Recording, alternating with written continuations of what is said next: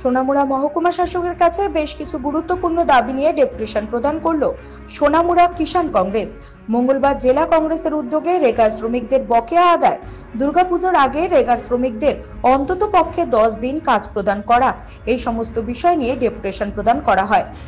যে কোনো উৎসব আসলে উৎসবের পূর্বে শ্রমিকদের বিভিন্ন দপ্তর থেকে কাজ করানো হতো এবং পুজোর 2-3 দিন আগে সেই কাজের টাকা প্রদান করা হতো শ্রমিকদের হাতে, যার ফলে শ্রমিকরা সেই টাকা দিয়ে পুজোর দিনগুলিতে ভালোভাবে কাটাতে পারত।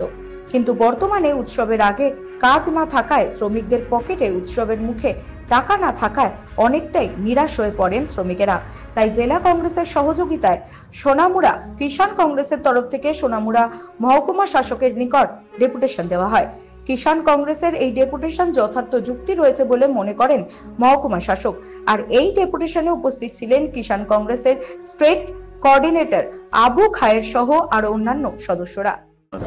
আজকে আমরা সোনামুড়া ডিস্ট্রিক্ট কংগ্রেসের মাধ্যমে সোনামুড়া কিষাণ কংগ্রেসের তরফ থেকে এসডিএম এর কাছে আমরা ডেপুটেশন দিয়েছি। এই ডেপুটেশনের মূল উদ্দেশ্য হচ্ছে যে আমাদের রেগার শ্রমিকরা তারা তাদের সঠিক ন্যায্য মূল্য, বকেয়া যে তাদের টাকা পয়সা আছে, এগুলি যাতে শারদ উৎসবের পূর্ব মুহূর্তে এগুলি যাতে তাদেরকে ক্লিয়ার করা হয়।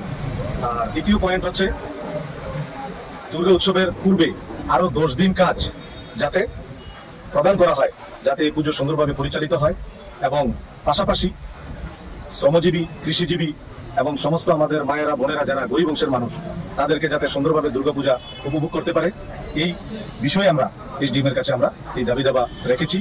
এবং এই দাবি দাবা গত 6 সেপ্টেম্বর আমাদের ত্রিপুরা প্রদেশ কংগ্রেসের তরফ থেকেও আমাদের মাননীয় মুখ্যমন্ত্রী ডক্টর মানিক সাহার কাছে একটা প্রতিনিধি মণ্ডল গিয়েছিলেন।